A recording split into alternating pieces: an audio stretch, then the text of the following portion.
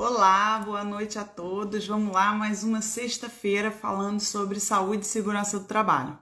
O tema da nossa live de hoje é o trabalho doméstico, que é um tema que, inclusive, a gente precisa insistentemente discutir o assunto do trabalho doméstico, né? Discutir tanto a parte da legislação, claro, dos direitos trabalhistas como um todo, mas principalmente, no nosso caso aqui, da nossa página, sobre a questão da saúde e segurança do trabalho nas atividades do trabalho doméstico. Nossa convidada de hoje é a queridíssima parceira, rainha, musa maravilhosa, Dercilete Loureiro, que já está aqui.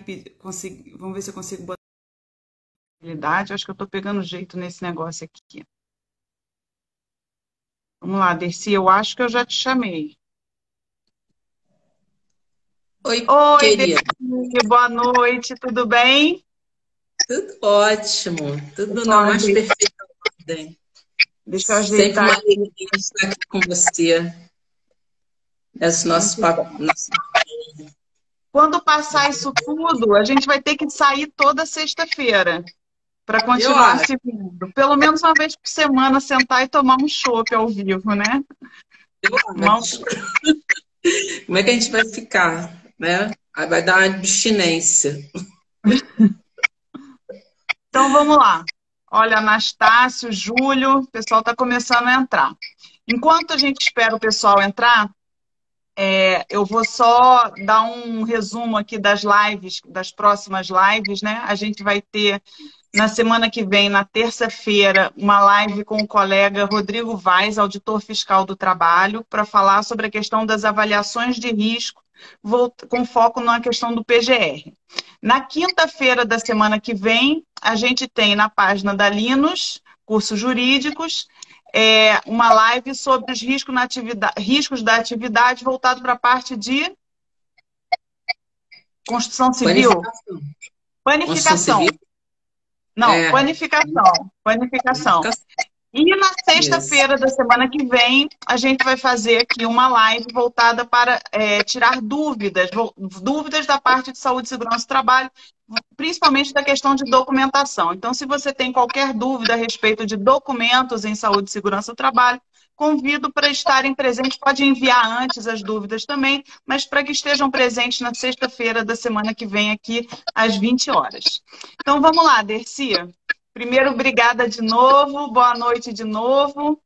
A Dercy é uma grande estudiosa aí da parte do trabalho doméstico e acho que é um tema que a gente, se pudesse, faria várias lives, porque é um tema que não termina. A gente não tem a intenção aqui de esgotar a discussão desse tema, né? É mais para levantar os pontos principais que precisam ser discutidos quando a gente trata do trabalho doméstico. Então, só para fazer uma introdução, né? A gente tem, de acordo com um estudo do IPEA, que é o Instituto de Pesquisa Econômica Aplicada, em 2018 a gente tinha 14,6% das mulheres brasileiras ocupadas no trabalho doméstico. No entanto, apenas 28,6% dessas 5,7 milhões de trabalhadoras tinham registro em carteira.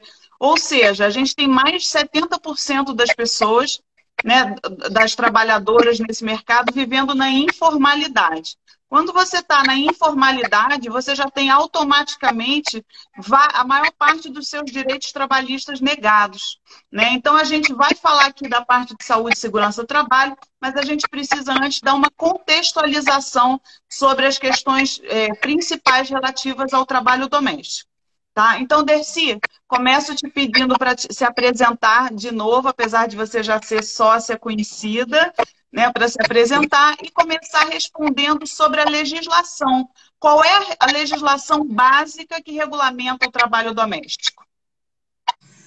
Ana querida, então mais uma vez boa noite ao pessoal que está entrando, que vai entrar ainda. Eu sou Dercilete Lisboa. Eu costumo dizer que eu tenho dois principais currículos, né? Primeiro, mais importante, é que eu sou mãe da Marcela e por acaso eu estou vendo meu cunhado, padrinho da Marcela, também assistindo, então essa é a minha principal atribuição, né? E auditora fiscal do trabalho e também amiga de Ana Luísa Orcades, que isso é fundamental para o currículo das pessoas, né? Ter esse privilégio.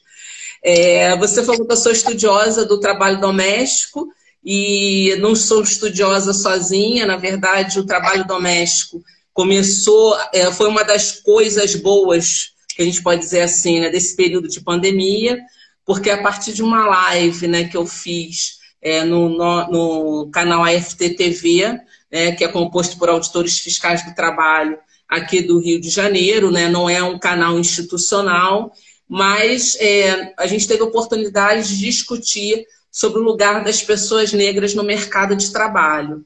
E a partir daquele encontro, né, a gente começou a perceber, né, tivemos até naquela oportunidade a participação da presidente do Sindicato dos Trabalhadores Domésticos aqui do Rio, do município do Rio de Janeiro, e a gente então começou a identificar o quanto a fiscalização do trabalho estava atrasada no enfrentamento dessa questão do trabalho doméstico. E a partir daí a gente resolveu um grupo de auditores fiscais, porque tem homem também, estudar, se debruçar sobre o assunto para ver como é que a gente poderia enfrentar essa situação, até porque nós tivemos aquela tragédia mais icônica, que foi o falecimento do filho da Mirth, né, quando ela, no meio da pandemia, não teve o direito. Quando, no meio da pandemia, ela não teve o direito de ficar em casa, e, em razão disso, o seu filho acabou falecendo, né? Uma tragédia. E aí, né? Exatamente. E, a partir daí, várias outras situações, inclusive de trabalho doméstico escravo, que eu sempre gosto de dizer que isso não é a regra, né? Acontece muito, mas não é a regra. Então, a gente tem muitas coisas, além do trabalho doméstico escravo, que é justamente, por exemplo, essa situação que aconteceu de uma trabalhadora de uma atividade que definitivamente não poderia, especialmente naquele momento, ser considerada como essencial. Ela não teve o direito de ficar em casa e, muito possivelmente, isso não teria, quase certamente, isso não teria acontecido. Então, a partir desses vários eventos, nesse momento de pandemia, a gente começou a estudar sobre o trabalho doméstico em todos os seus aspectos, né?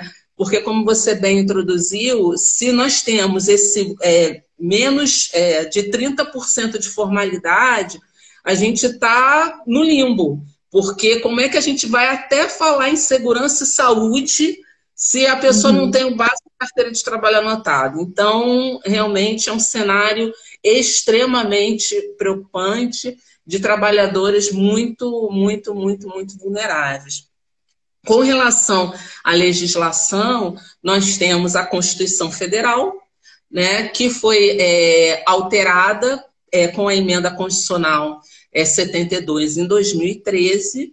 A partir daí, a regulamentação da Lei Complementar número 150 de 2015 e, de forma subsidiária, a gente também aplica a CLT. Não esquecendo que, nesse meio de caminho, o Brasil ratificou a Convenção 189 da OIT.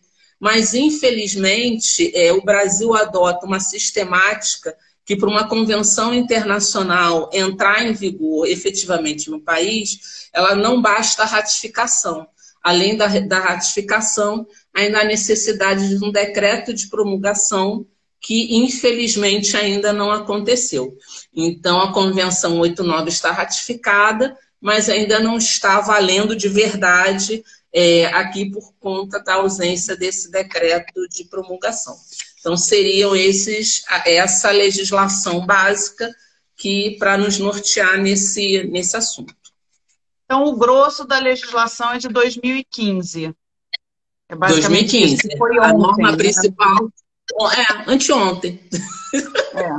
Exatamente, então, 2015. Então, a gente está falando de um contexto em que a gente tem aí mais de 50 anos de atraso, né, na questão dos direitos básicos trabalhistas. E, ainda assim, com a legislação de 2015, a gente tem um nível de informalidade que é maior do que a média das outras profissões, né? Porque a gente tem um grande nível de informalidade no Brasil, de uma forma geral.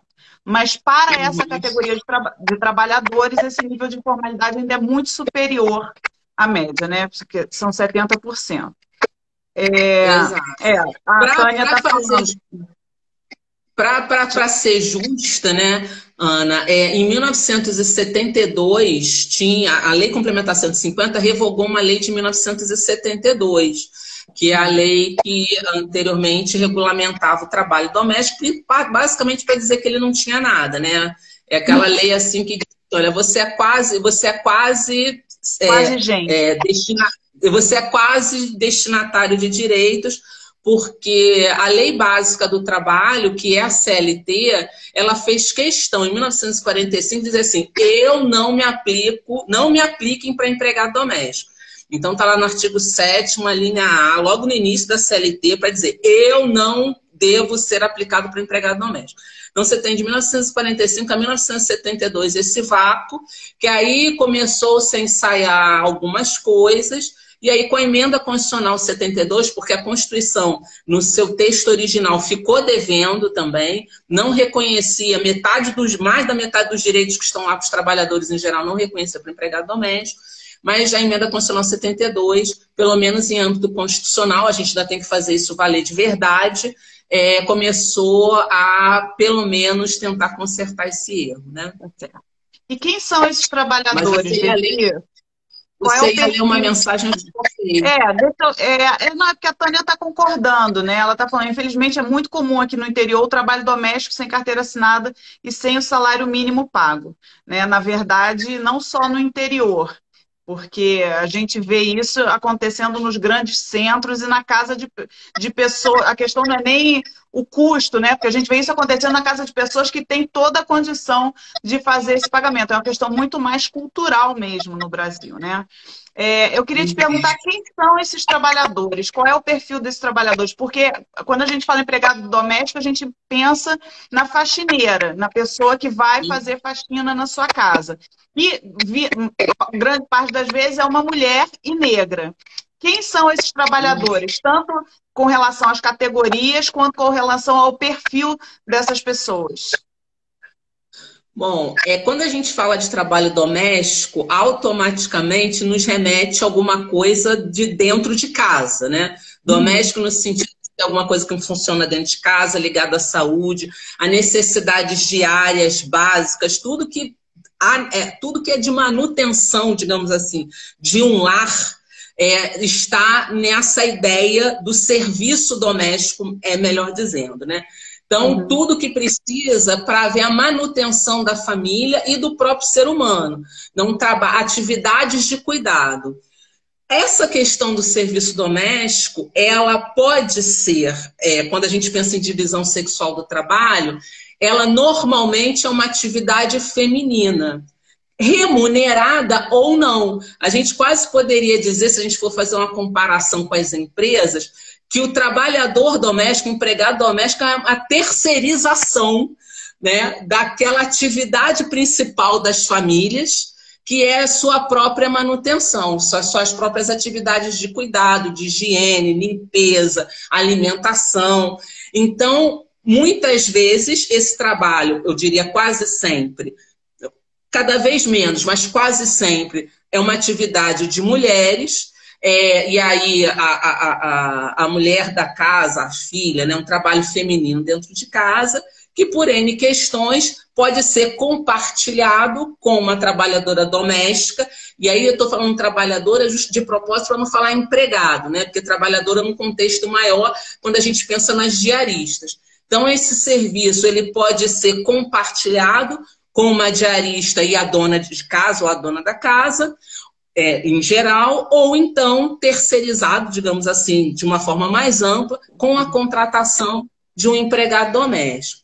Então, esse seria o cenário básico desse trabalhador. É claro que, a partir daí, a gente pode pensar em várias atividades que podem ser consideradas como trabalhos domésticos e empregados domésticos para executar. Então, cozinheira, arrumadeira, passadeira, acompanhante, motorista particular, cuidador de idosos, jardineiro, técnicos de enfermagem, babá, caseiro, vigia, segurança, explicador, né, o professor particular e qualquer outra atividade que seja exercida em âmbito residencial, independentemente de ser um serviço técnico, ou seja, a técnica de enfermagem que é contratada para cuidar de uma pessoa que está enferma, ela é uma trabalhadora doméstica. Então, essa questão de ter ou não diploma,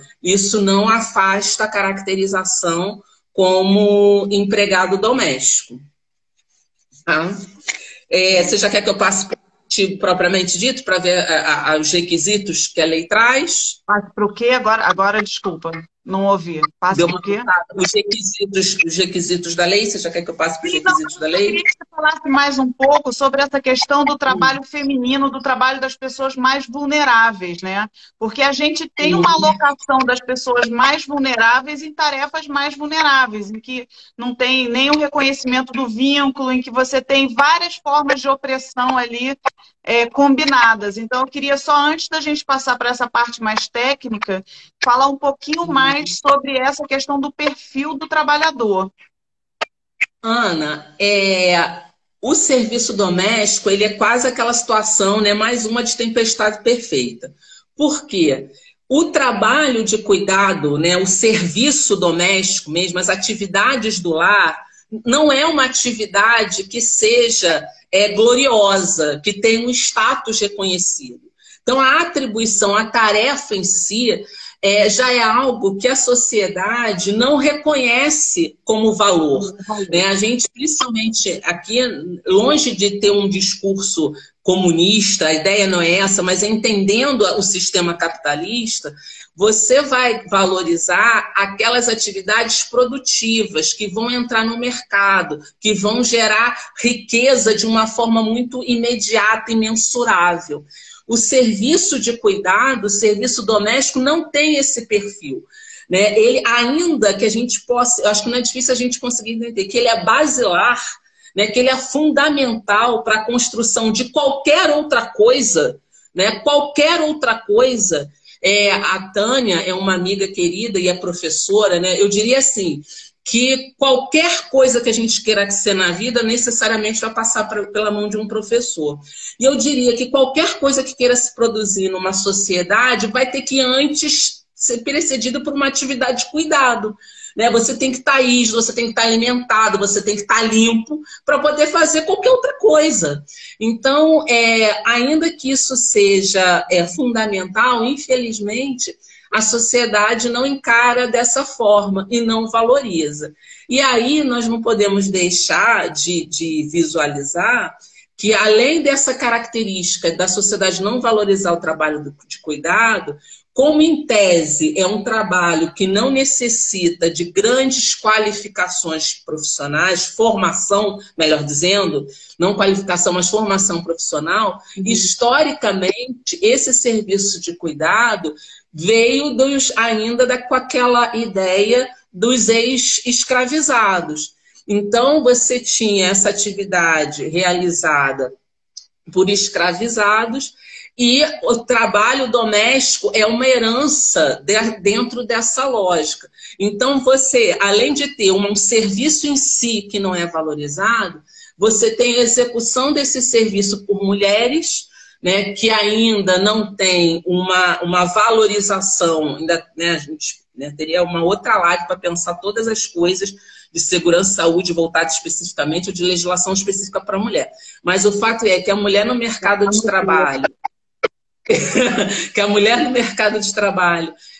também tem toda uma diferenciação ainda. E, além disso, nós estamos falando majoritariamente de pessoas negras. Então, é um combo de infelicidades para que essa atividade ela acabe sendo relegada ao esquecimento, à invisibilidade. É mais ou menos aquela situação que todas nós que somos donas de casa, ou pelo menos que somos gestoras da nossa casa, a gente sabe que a casa arrumada, ela não faz, ninguém presta atenção. A pessoa só presta atenção na hora que a casa está desarrumada, né? Ou que a roupa não foi lavada, que não tem ninguém para fazer a comida. Então, quando está tudo em ordem, né? Ninguém percebe. Então, acaba sendo um serviço invisibilizado, seja para a dona de casa, propriamente dita, ou no caso da terceirização com a empregada doméstica. Certo. Então vamos para a parte mais técnica, né? Vamos começar, vamos entrar aqui. A gente já falou quem é esse trabalhador doméstico, né? Já falou que então é aquele trabalhador que atua dentro de casa, mas sem fim lucrativo, certo? Então vamos começar a fazer algumas perguntas só para a gente entender e ser capaz de caracterizar sem erro quem é esse trabalhador. Na minha casa, a minha faxineira, ela é um trabalhador doméstico, certo?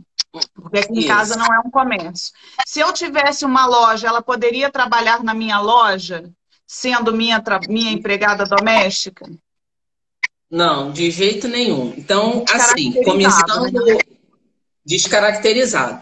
Então, uma das coisas principais, né, da legislação do doméstico primeiro, acho que é importante, até antes da gente falar dessa questão da finalidade não lucrativa, dizer a idade mínima.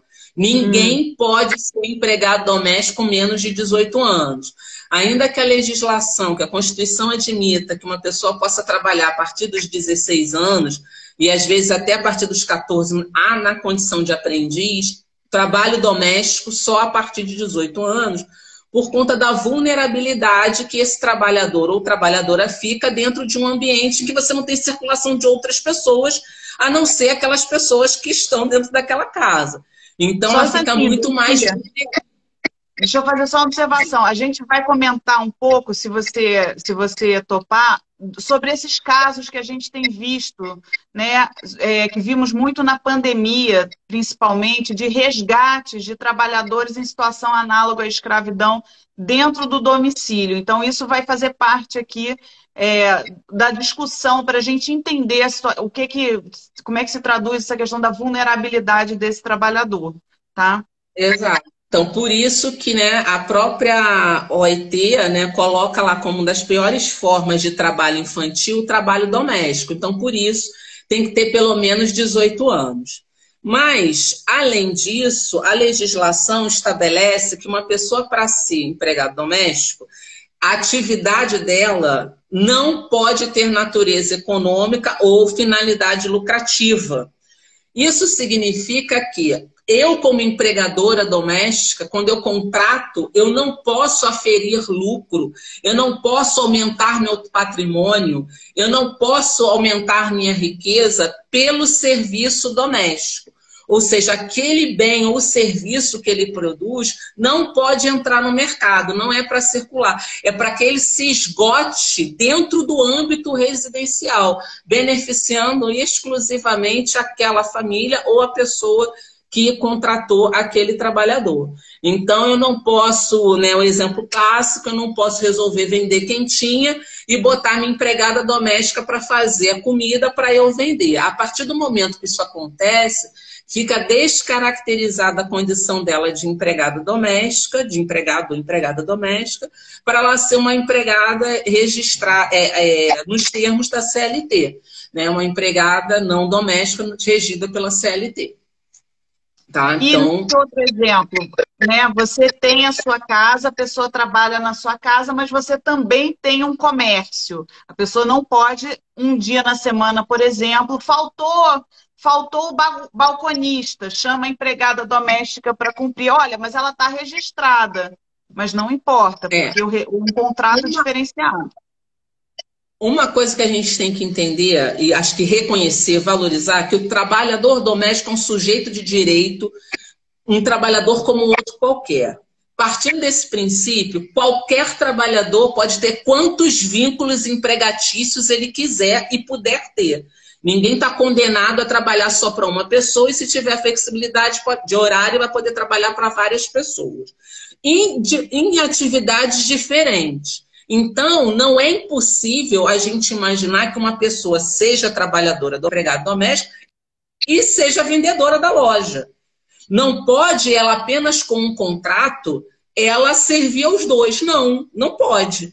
Né? Uma coisa é a atividade dela como doméstica, ela tem um contrato de trabalho doméstico. Outra coisa é ela prestar serviço, ainda que de faxina, né? Você falou vendedora, balconista, mas ainda que de faxina no estabelecimento comercial.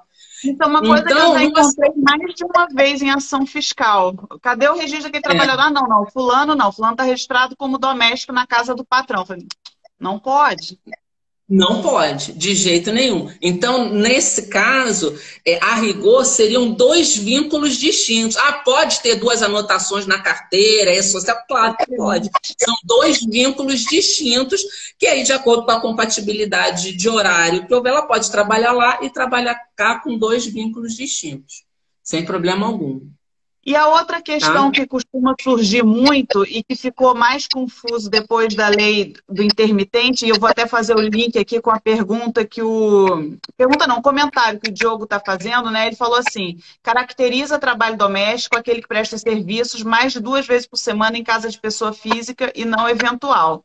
Então, essa questão dos 2 vezes por semana não faz mais muito sentido a partir do momento em que a gente tem a figura do intermitente valendo, né? O cara pode trabalhar 0 vezes por semana e ainda assim ele tem o reconhecimento do vínculo. Então, por que essa analogia não funciona com o trabalhador doméstico, né? Porque continua valendo só a partir de 2 vezes por semana que ele tem que ter o vínculo reconhecido?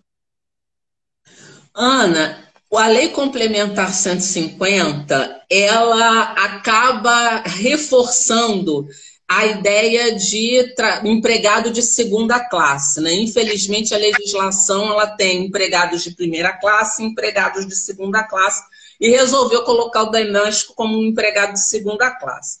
Pelo seguinte, a CLT, ela diz assim, empregado é aquele que presta serviço de natureza não eventual. E na lei do doméstico, na lei complementar 150, está dizendo, empregado doméstico é aquele que presta serviço de natureza contínua. Então, a CLT fala não eventual e a lei complementar 150 fala contínuo. Ora, qual é a diferença, né? Porque a gente, quando vai interpretar a lei, tem que pensar que o legislador ele estava ali ungido da sua sabedoria jurídica e ele não usou termos distintos para querer dizer a mesma coisa. Então, uma coisa é não eventual, outra coisa é contínua. O não eventual da CLT, tem várias teorias para explicar, mas a gente pode, resumidamente, dizer que não faz diferença para o empregado a periodicidade da sua prestação de serviço. Essa não eventualidade ela tem a ver com habitualidade. Tem mais a ver com a necessidade daquela prestação de serviço pelo tomador, pela empresa. Então, aproveitando novamente aqui a presença de professores, é muito comum que um professor tenha vários vínculos, em cada um dos vínculos ele pode ser que ele trabalhe 1 vez por semana. Porque isso não faz diferença, e nem por isso ele se tornou eventual, esporádico, uma coisa que acontece de vez em quando. Desde a outra lei do doméstico, o legislador sempre fez questão de dizer que o empregado doméstico era contínuo, ou seja, permanente, passando a ideia de que haveria necessidade de que ele prestasse o serviço diariamente. Ocorre que desde lá de 1972 para cá, a tecnologia, né, também entrou nos lares. Então, se você tinha naquela época uma classe média predominantemente de mulheres que não trabalhavam fora, você não tinha máquina de lavar, não tinha máquina de lavar louça, não tinha micro-ondas, não tinha freezer, você imaginar que o serviço doméstico ele fosse realmente diário, fazia todo sentido. Mas só que tudo isso já mudou, né? E muitas vezes não interessa àquela família ter uma pessoa todos os dias na sua casa. Então, por isso, já antes mesmo da mudança da legislação, a Justiça do Trabalho já vinha flexibilizando esse conceito de continuidade para determinado número de vezes por semana. E aí, a Lei Complementar 150 estabeleceu, então, que para você ser obrigado a ter, a anotar a carteira e reconhecer todos os direitos, apenas aqueles trabalhadores que executem a sua atividade por mais de 2 dias na semana, ou seja, pelo menos 3 dias. Então, não importa se você vai lá, como até a gente estava conversando ontem, a pessoa vai lá há 30 anos na mesma casa, toda segunda-feira, ou... Acho que tá cortando, né? Tá me ouvindo bem agora? Meio bagunçada a imagem, mas a gente está te ouvindo. Tá. Não importa que a pessoa vá toda semana, uma vez por semana, por 30 anos, né, até receba o salário por mês, isso não vai garantir a ela, nos estritos termos da lei, a condição de empregada doméstica. Então, infelizmente, essa é uma situação que não se justifica, a não ser uma decisão política legislativa de tratar diferente o empregado doméstico. Até, como você bem lembrou, quando a gente tem a situação do intermitente. Né? Que intermitente é aquele que é empregado, ninguém discute, ele é um empregado, mas que ele não tem a certeza, nem dizer que ele vai trabalhar uma vez por semana ou meia vez por semana, ele não sabe quando ele vai trabalhar. Ele é contratado hoje e torce. Pois é, e torce para algum dia ele ser chamado para trabalhar de novo.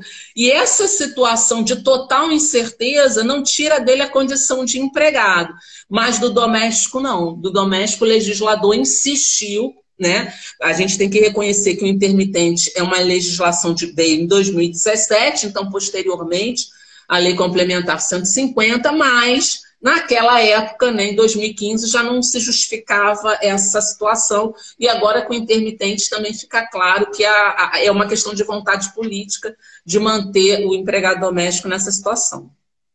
Certo. Não há dúvida disso, né? Pois é.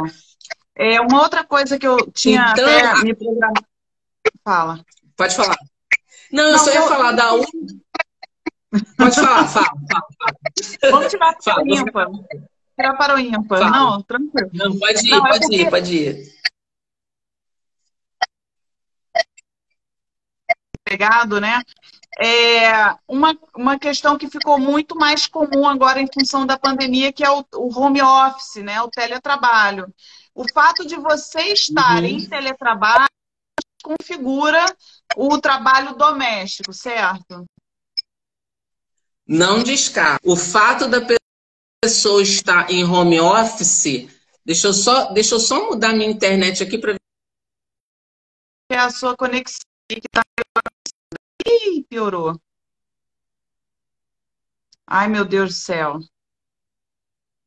Momentos de tensão. Acho que a internet da Dercy hoje está meio ruim.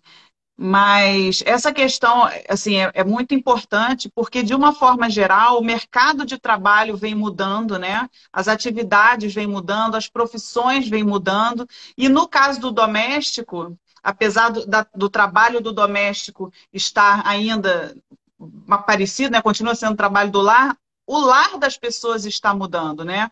Então, você tem que entender que, por mais que você esteja levando seu trabalho para casa, isso não necessariamente desconfigura o trabalho doméstico. Agora, se eu tenho, por exemplo, se eu sou um advogado, se eu tenho um escritório de advocacia, estou recebendo... A Dercy voltou. Estou recebendo clientes na minha casa... E aí a sua empregada doméstica está vindo trazer um cafezinho para o seu cliente. Aí a coisa já começa a ficar um pouco diferente, né? Aí nesse caso, ó, deu certo. Voltou, Dercy. Estou falando aqui sobre esse exemplo, né? Se você é um advogado, se você tem o seu escritório dentro de casa, o seu trabalho regular já é um trabalho dentro de casa. Mas você recebe clientes, a sua empregada acaba fazendo de alguma forma parte desse negócio, aí realmente você já começa a ter uma situação diferenciada em que pode ser desconfigurado o trabalho doméstico, né? Mas o simples fato de você trabalhar em home office não vai fazer com que deixe de ser o trabalho doméstico. Não, o que acontece? Isso vale para qualquer contrato, né? O contrato, ele tem um conteúdo, ele tem um objeto. né? E aí você paga o salário proporcionalmente àquela quantidade de trabalho, de serviço que foi combinado, né? Então, por exemplo, se eu estou em home office e essa minha estrutura não acresce absolutamente nada no serviço do doméstico, quer dizer, eu tenho a minha casa, a minha mesa, só que agora essa minha mesa no meu computador, em vez de eu ficar jogando paciência no computador, eu estou trabalhando. Isso não mudou em nada a atividade do empregado doméstico, ele continua com a mesma quantidade de trabalho. Agora, a partir do momento que o serviço dele está agindo diretamente e aumentando as suas tarefas, aí a situação já muda de figura. Então, como você está falando, eu tenho um escritório de contabilidade, eu tenho um estúdio de fisioterapia, né? Numa situação como essa, dentro da minha casa, aí eu tenho um estúdio para limpar, eu sirvo cafezinho para a pessoa que está esperando ser atendida pela advogada, que é a minha patroa. Aí já é um outro contexto, já é uma outra situação. E é exatamente isso, Diogo. O home office não descaracteriza a relação de emprego doméstico, nesse sentido, né? Não vai necessariamente descaracterizar, a não ser nessas situações peculiares que eu falei. Diogo está falando que vai ser AFT. Torço por você. Estamos precisando de mais AFTs. Muitos mais, né? De um número muito maior de auditores fiscais de trabalho. E finalizando aqui, Dercy, essa parte de quem é o doméstico, para quem que esse doméstico trabalha? Quem é o empregador doméstico? Que é importante para a gente conseguir entender qual é a relação. Tem que ter dois lados, né? Empregado e empregador. Empregado eu estou entendendo, mas quem é esse empregador? É até importante dizer isso, Ana, que só a última característica para eu não esquecer de dizer é que o contrato de trabalho doméstico, como qualquer outro contrato de trabalho, ele é oneroso. O que isso significa? Ele cria obrigações para os dois lados, né?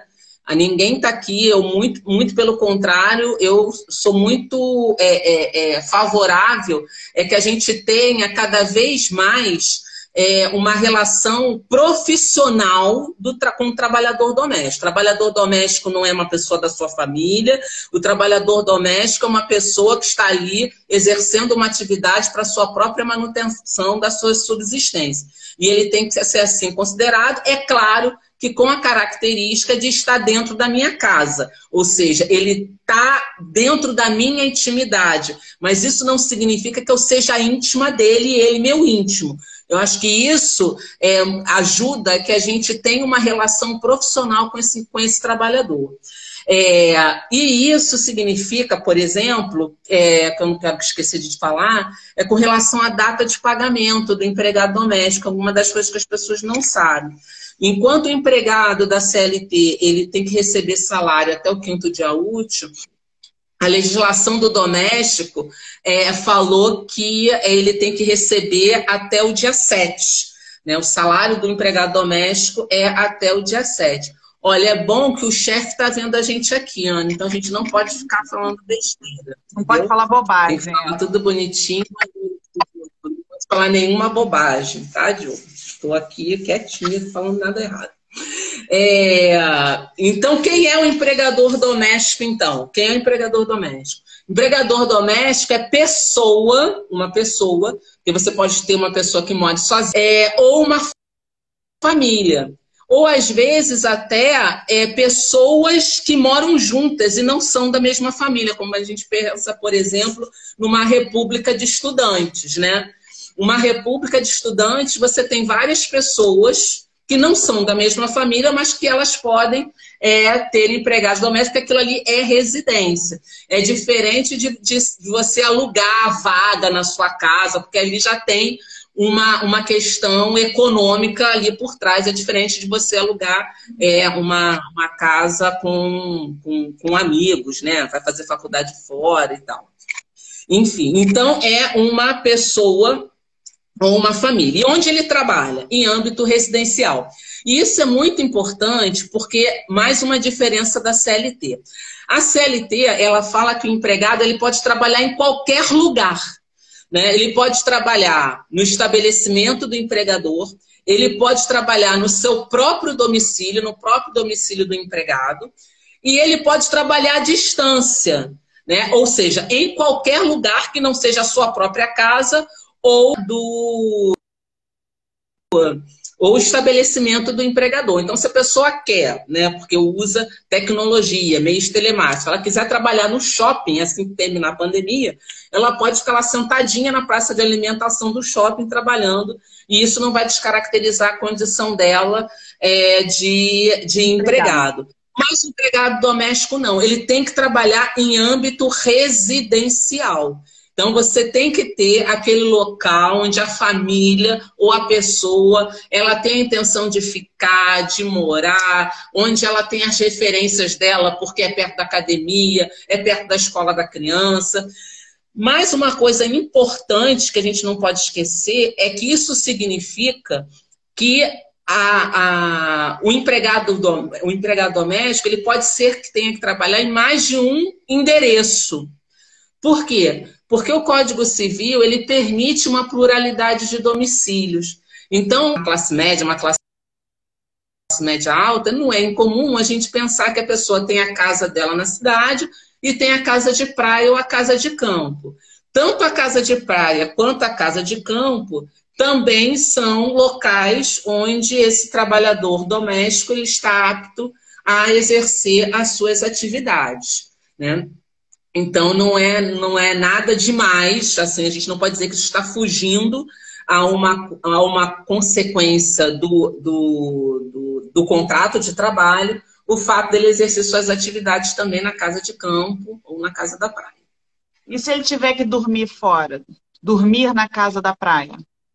Pois é, uma das novidades da legislação do doméstico foi justamente a criação do adicional de viagem. E aí é importante reafirmar que sempre que a legislação fala em adicional, é porque, falando no popular, está dando ruim para o empregado. Sempre que tem adicional na parada, é porque ele está exercendo atividade em condições desfavoráveis. Então é só a gente pensar, adicional noturno, o cara está acabando com o relógio biológico dele, né? Não é morcego para trabalhar à noite, então ele ganha uma compensação. Adicional de hora extra. Olha, ele foi contratado para trabalhar 8 horas, não é à toa que a gente está falando em 8 horas de trabalho, né? Pensando que um dia de 24, né, você tem 8 horas para trabalhar, 8 horas para dormir, 8 horas para fazer o resto. Ou seja, é muito injusto isso, né? Então não é para fazer hora extra. Então por isso você tem adicional de hora extra. Insalubridade, né, que você tantas vezes já falou aqui. Você está trazendo agentes nocivos para a sua saúde. Periculosidade, na sua forma clássica, vai explodir a qualquer momento. Então, falou em adicional, pode ter certeza que o empregado está se dando mal na história. E aqui o adicional de viagem não é diferente. O adicional de viagem é de 25%. Por que isso? Mais uma vez, pensando que não tem mais servidão, como alguém aí até colocou nos comentários, o empregado doméstico ele tem vida além do serviço. Então, uma coisa é ele ter lá a rotina dele, ele não mora na casa, pode ser até que more, mas ele não mora na casa, e aí ele vai para a casa dele, né? Sai do serviço, vai fazer o que quiser depois que ele termina o horário dele. Outra coisa é a viagem, porque na viagem, ele não está viajando para o seu próprio lazer, ele está viajando para garantir o lazer do seu patrão.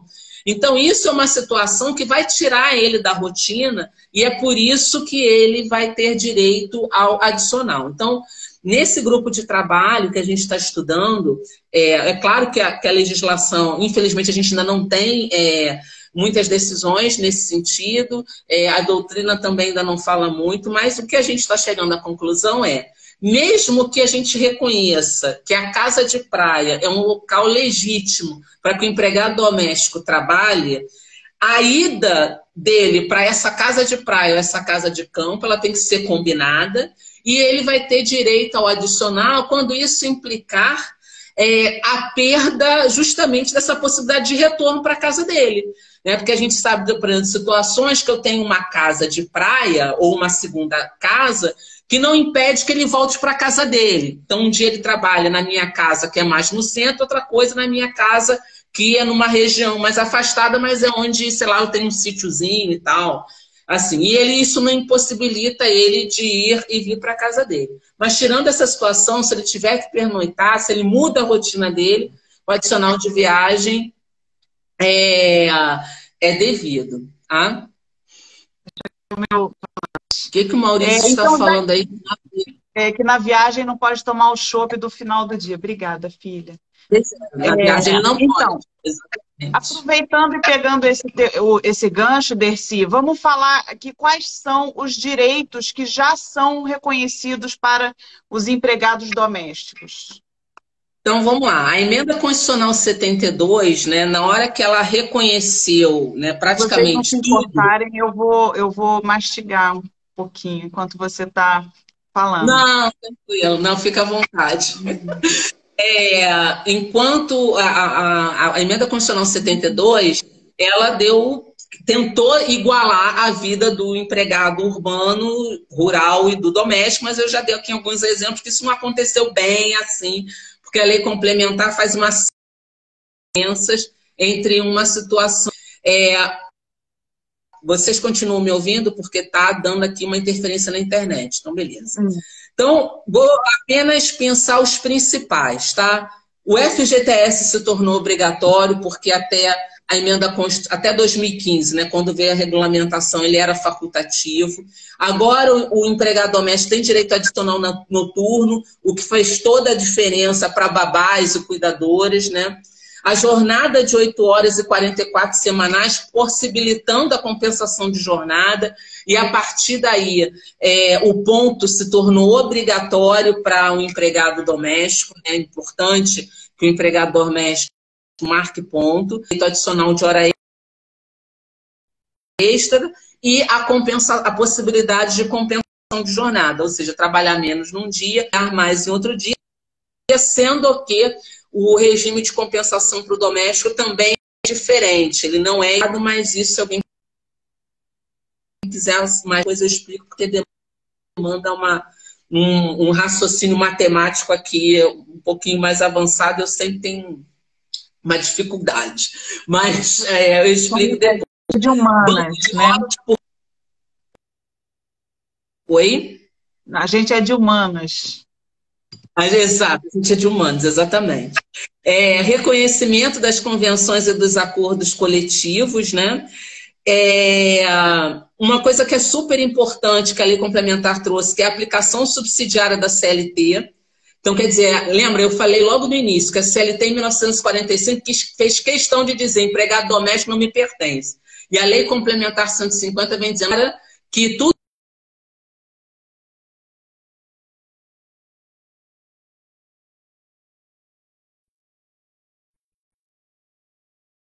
E uma coisa importante também, um detalhe que eu acho da Lei Complementar 150, é que ela trouxe uma hipótese de rescisão indireta, específica para o empregado doméstico.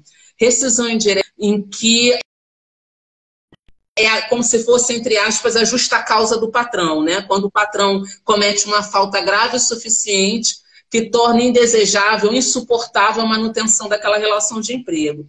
O doméstico, a situação de violência, em termos da Lei de Maria da Penha, hipótese de empregado doméstico. Tá?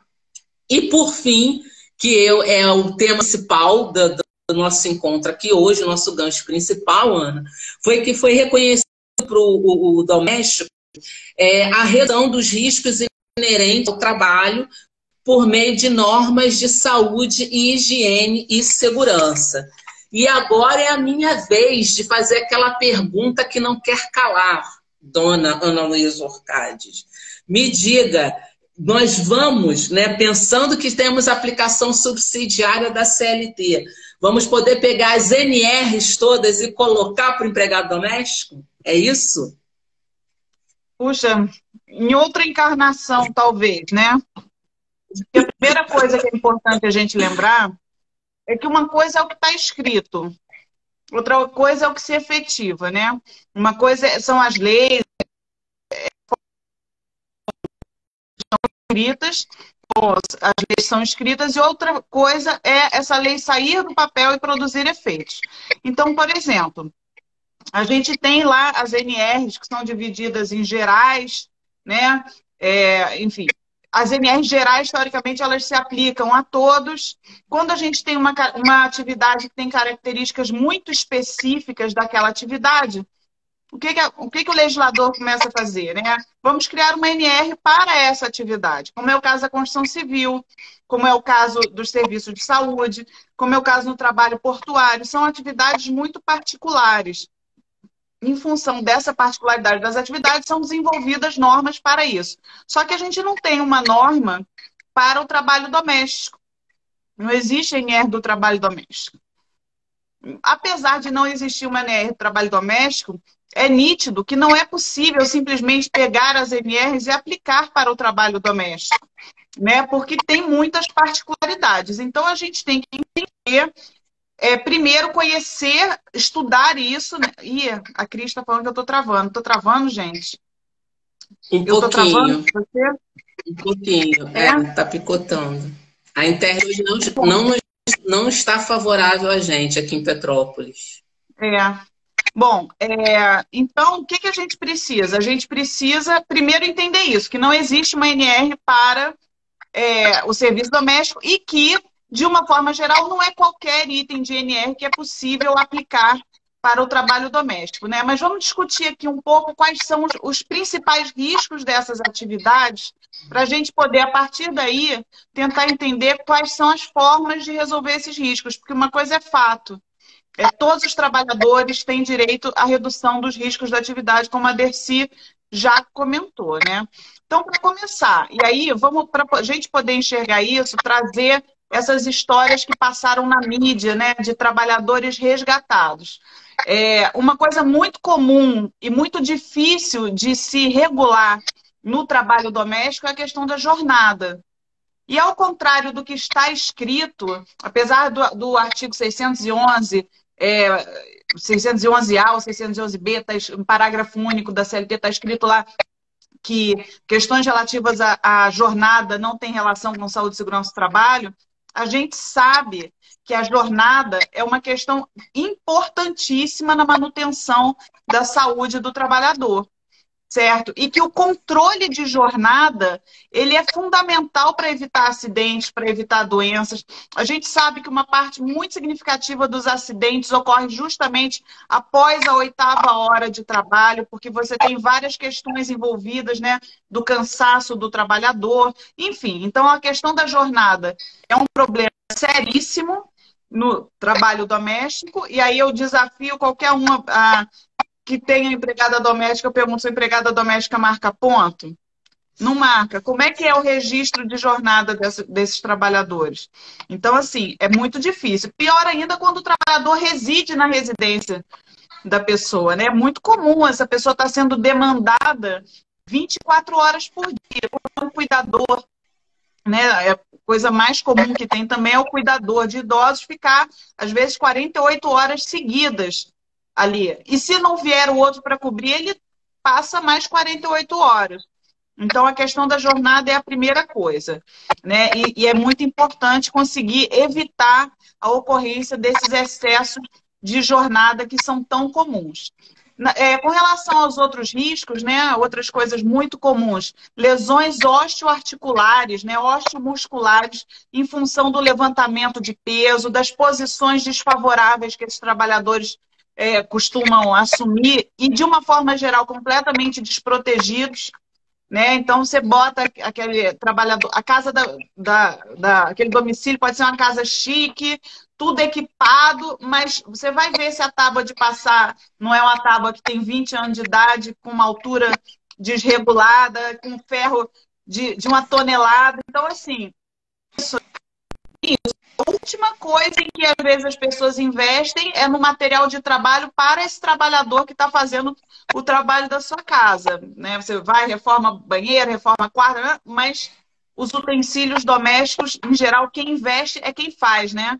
Quando você faz... E, aliás, eu vou até chamar a atenção, agora na pandemia, quanta gente tomou conhecimento que existia a própria casa e tomou conhecimento, nossa, não dá para varrer com esse negócio aqui não, vou trocar. Aí troca, né, aquele equipamento porque percebeu em função da pandemia que aquilo era inadequado, mas você tinha um funcionário trabalhando ali há 20 anos com aquele equipamento inadequado e isso nunca foi um problema, porque não era com você, né? Então, acho que a pandemia ajudou a gente a perceber como é importante o investimento na saúde, na qualidade dos utensílios para o trabalho doméstico também, né? Então, assim, trabalhador doméstico de chinelo, coisa mais comum que tem também, mas fazendo uma faxina, agachado, arrastando, limpando o chão. Então, essas questões biomecânicas são fundamentais. Subindo escada de chinelo. Exatamente, assim. Por quê? Porque você entende que está dentro de casa. Você não consegue entender isso como um risco na atividade. Se você passar numa obra na rua e vira um trabalhador lá em cima, chama atenção, assim, aquilo ali deve estar errado. Você pode nem saber por quê, mas você vai saber que está errado. Mas você vê uma trabalhadora limpando a janela de um edifício pelo lado de fora e você não consegue...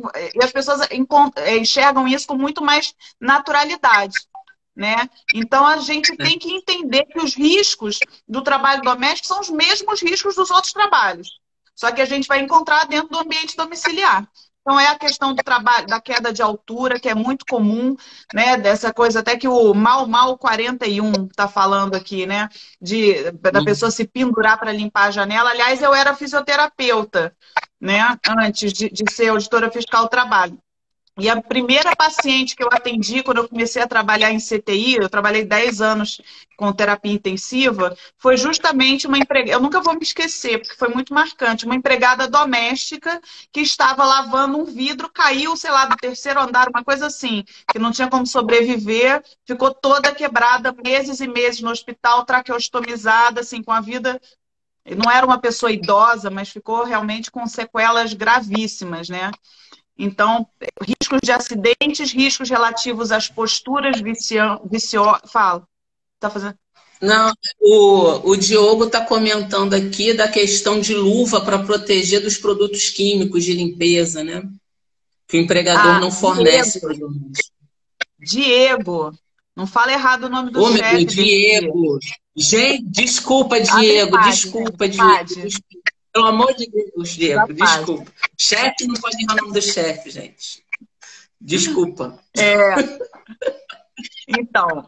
Então, sim, eu vou chegar na parte do risco químico, mas assim, então primeiro a gente falou das questões relativas à jornada, né? E da própria organização do trabalho, também essa questão relativa ao estresse. Como é que pode, se a gente não dá conta de ao mesmo tempo fazer comida, limpar a casa, cuidar de criança e receber ou não sei o quê, se você fica doido, o empregado doméstico também fica, né, mentalmente prejudicado por conta de um excesso de demandas que podem acontecer e muitas vezes ele acaba estando metido dentro de relações familiares, né? E tem uma questão de pessoalidade, de conflitos ali interpessoais também, que é muito comum. Todas as pessoas que já trabalharam com faxina na minha casa já me relataram que passaram por experiências de muita humilhação.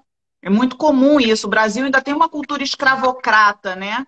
De o patrão tratar o empregado de forma muitas vezes desumana. Então, infelizmente, isso também é uma coisa muito comum e também faz parte dos riscos da atividade, quando a gente começa a entender que risco da atividade não é só risco químico, físico e biológico, né? Então, vamos lá. O risco de queda, risco de acidente, às vezes... Outras coisas, escorregões, tropeços. O risco químico é uma realidade, né? Porque por mais que dentro dos domicílios não se use dos domicílios normais, pelo menos, grandes produtos muito diferentes, né? A gente tem produtos fortes, produtos de limpeza, o próprio cloro, né? O hipoclorito de sódio, que podem também desencadear reações alérgicas, algum problema oftalmológico, problema de pele, alguma dermatose, alguma coisa assim. Então, a gente tem milhões de riscos, assim como nas outras atividades, só que de uma forma geral a gente não tem gestão.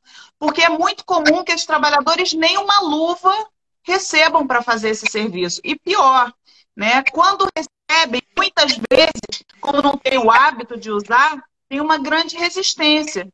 Então, no domicílio, da mesma forma como numa outra empresa, é muito importante que a gente siga aquela ordem de implementação das medidas de proteção. Então, primeiro, tentar eliminar o risco. Tá certo a pessoa ficar pendurada? Não pode a pessoa ficar pendurada do lado de fora, né, da janela. Não pode. Você tem que fazer isso de outra forma que não exponha o trabalhador a esse risco.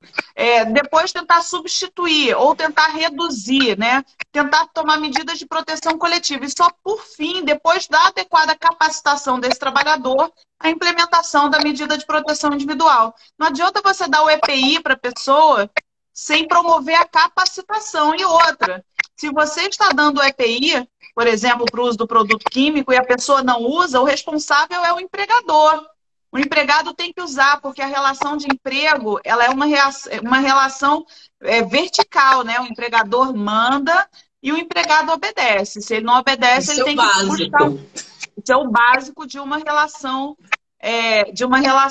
de emprego. Então, a questão dos adoecimentos, né? A gente estava até dando uma estudada sobre isso, as principais morbidades associadas ao trabalho são justamente relativas a esses riscos que eu estou descrevendo. Estresse, primeiríssimo lugar, você, inclusive, muitas vezes não considera, né? Ah, está estressado por quê? Está só fazendo um trabalhinho básico, né? Mas não é assim. O estresse é um fator importantíssimo de morbidade dessa categoria profissional. Alergias e dermatites, muitas vezes, assim, em função da questão dos produtos químicos, problemas respiratórios, rouquidão, dor de cabeça, falta de ar e a maldita da lombalgia também, que é muito comum. E sobre o risco osteoarticular relacionado ao trabalho doméstico, a gente tem que sempre estar lembrando, né, que esse é um trabalho que envolve um grande esforço físico.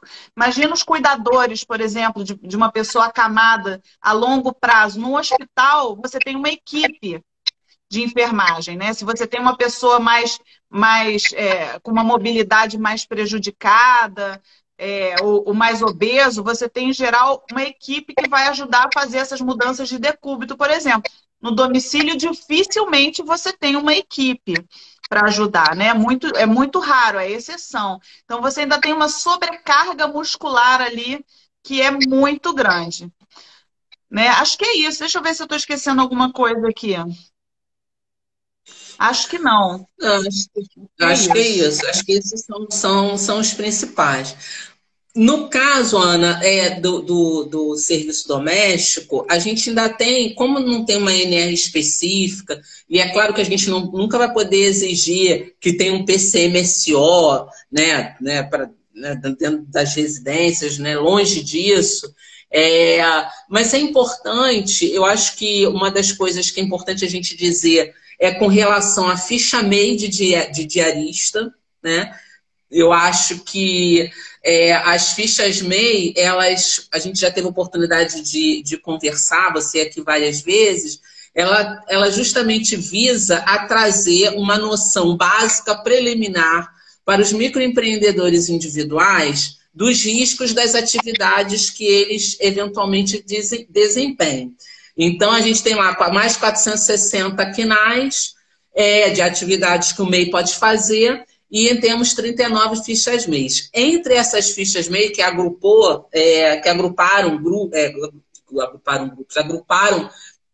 uma certa quantidade de quinais, tem a ficha MEI de diarista, né, que é justamente voltada para as atividades de limpeza realizadas por trabalhadores domésticos desenvolvidas em residências. Então, para os empregadores domésticos, fica um norte, né? Fica uma orientação para que ele possa, já que ele não vai contratar um técnico de segurança do trabalho, obviamente, mas usar a ficha MEI de diarista ajuda muito para que as pessoas tenham essa... Porque, Ana, eu acho que o serviço doméstico ele ainda tem um outro detalhe, né? Que é a naturalização. Como a gente está aquele ali, o que ela está fazendo? Ela está cozinhando, está lavando, está limpando. É uma coisa assim tão natural, porque é tão essencial. que a gente realmente, às vezes, não vou nem dizer de má fé não, mas muitas vezes você pode não ter essa maldade, entre aspas, de estar enxergando qual é o risco efetivamente ali.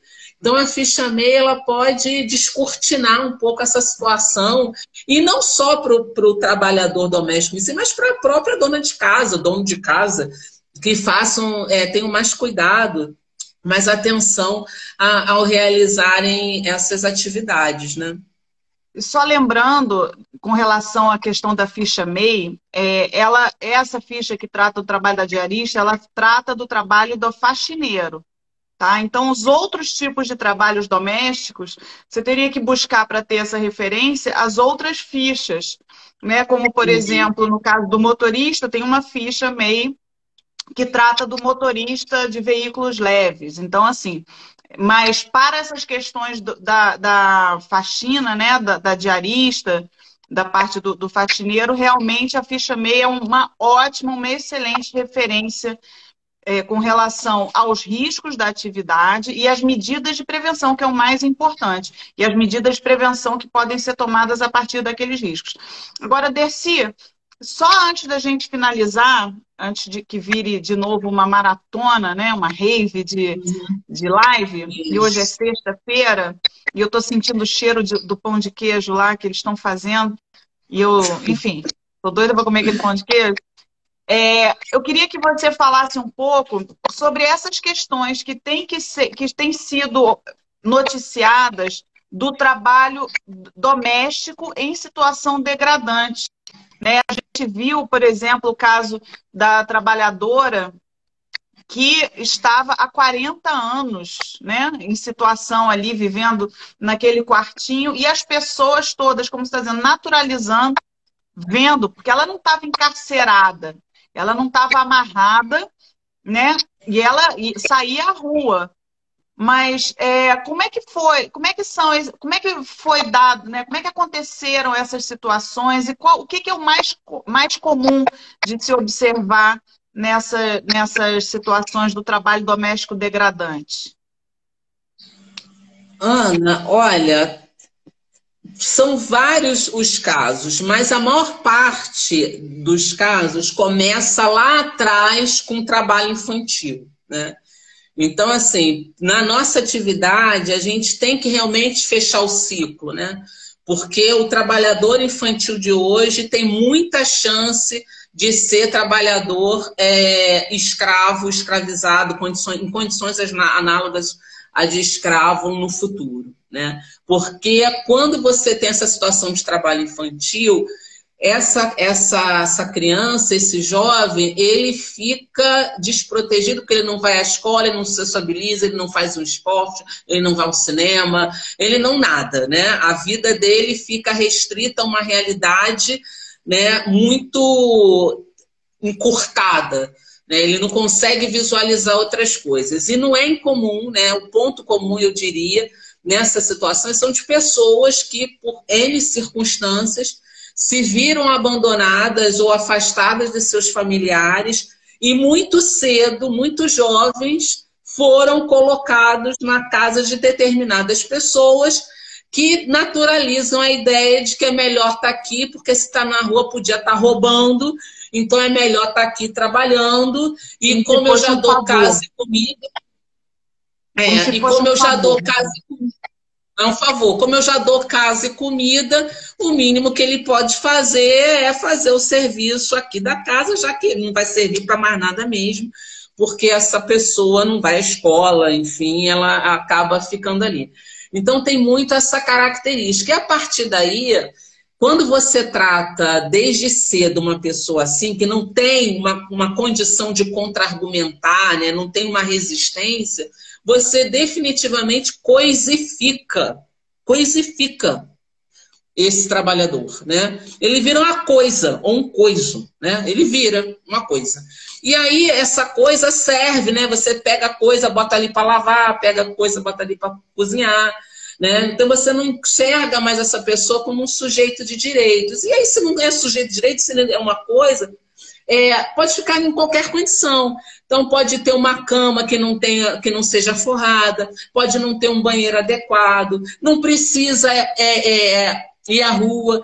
E o aniquilamento, porque aí é a questão, né, do adoecimento psicossocial, ainda que você não tenha os grilhões, que a pessoa não esteja amarrada, né, ela não consegue se visualizar livre para ir, né, para ter uma direção, para saber que pode fazer as coisas por si mesma, para conseguir questionar aquela situação dela, porque você ainda tem essa violência moral, né, de dizer, olha, você não vai servir para mais nada, se você não estiver aqui, se você não ficar aqui comigo, você vai ficar na rua, porque ninguém vai te querer, porque afinal de contas você não faz nada certo.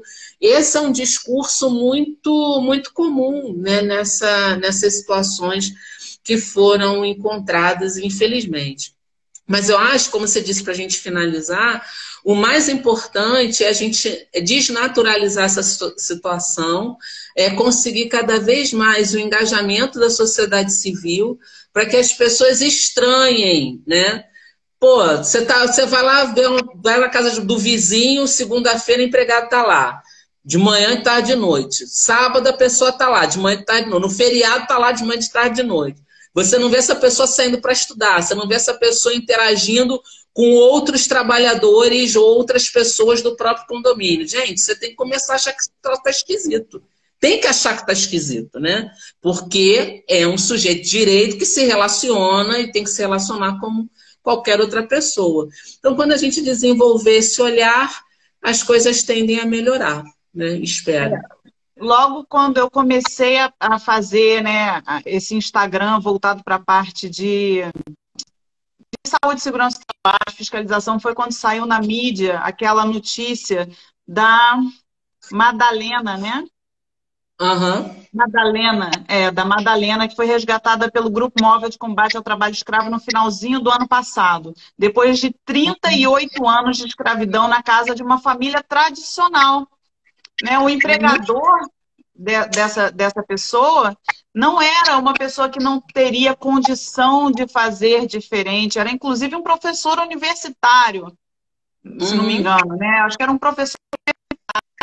E aí, realmente, assim, é assustador que a sociedade, em 2020 ou 2021, ainda permita que esse tipo de situação aconteça debaixo dos seus olhos, né? A pessoa estava ali morando num condomínio bom, os vizinhos todos participando, as pessoas, né, do círculo social ali tendo conhecimento, então realmente a situação é aterrorizante.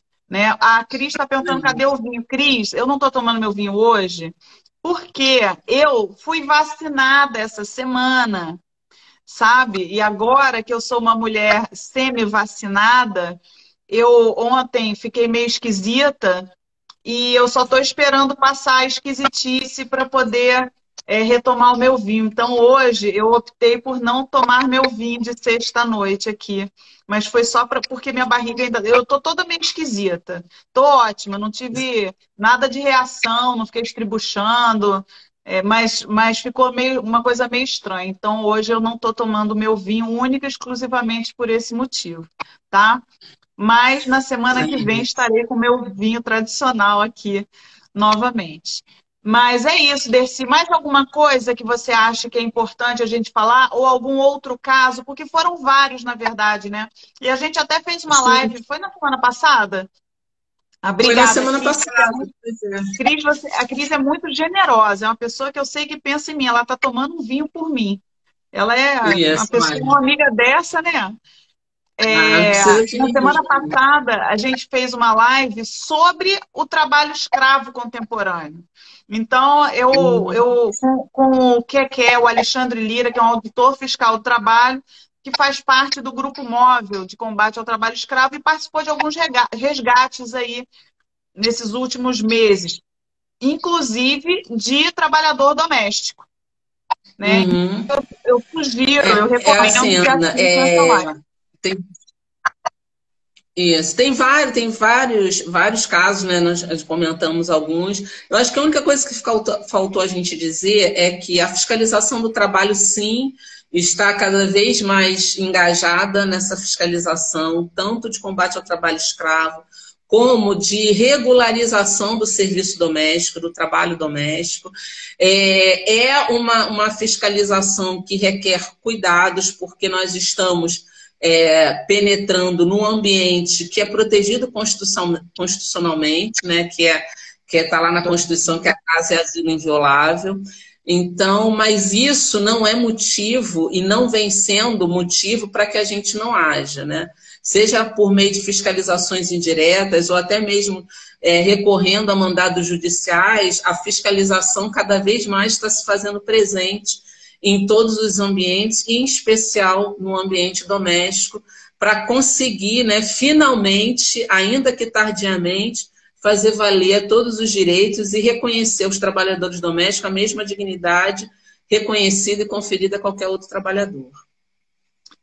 Certíssimo, certíssimo. Então é isso, olha, gente, eu vou mais uma vez fazer aqui o jabazinho das lives, das próximas lives. Então, na terça-feira, a gente vai ter uma live sobre as análises de risco, né? Voltada para a parte de análises de risco, com o foco no PGR. Deixa eu...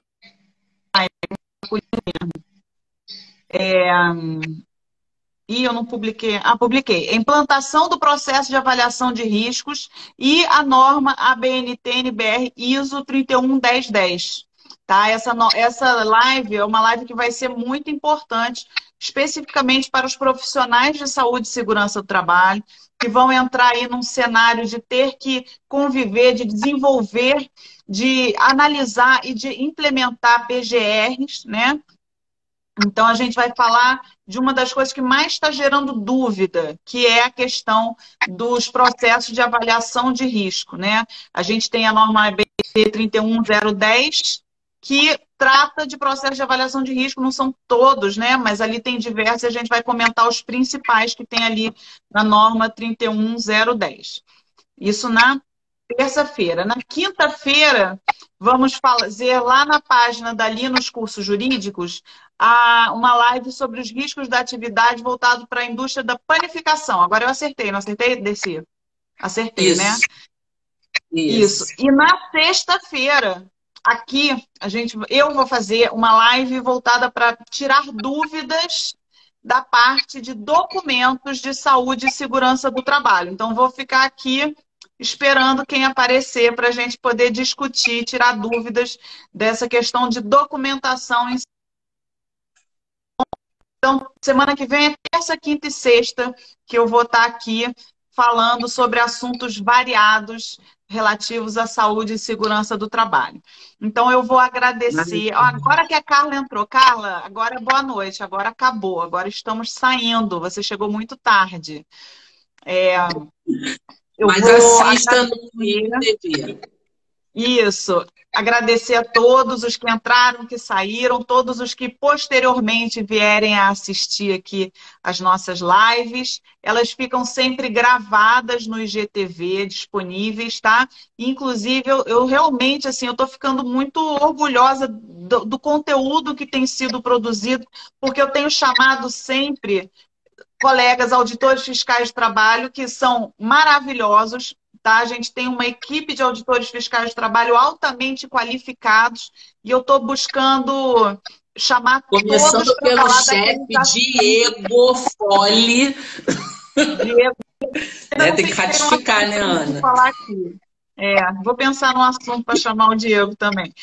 Mas a gente tem realmente uma equipe muito qualificada e é muito importante a gente dar voz e dar espaço para mostrar para a sociedade a qualidade da auditoria fiscal do trabalho no Brasil, né? E pedir também que quem tiver dúvidas, quem tiver assuntos para propor, que envie, porque é muito bom quando eu consigo montar os conteúdos de acordo com as solicitações, né, com as dúvidas que têm surgido.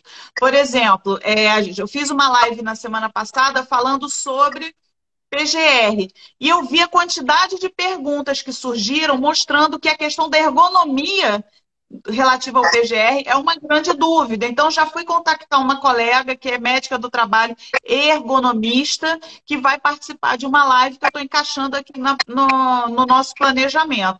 Então, eu peço sugestões discutir aqui de forma a melhorar a qualidade do conteúdo que está sendo produzido, tá bom? Vou agradecer, desejar a todos um final de semana glorioso, com saúde e com vacinação para todo mundo. Dercy, te passo a palavra para você encerrar. Ai, querida, obrigada mais uma vez, um prazer sempre estar aqui com você, com os colegas, com as pessoas que estão assistindo. Espero que cada vez mais a gente possa divulgar essa questão do serviço doméstico, do trabalho doméstico, e a sua página é maravilhosa, o seu trabalho, a sua prestação de serviço, sua dedicação, admiráveis, muito orgulho de poder dizer que pertenço à mesma categoria profissional que você. É isso. Beijos. Beijo. Vou salvar aqui a live para ficar disponível. Tchau, tchau, gente. Bom fim de semana. Tchau.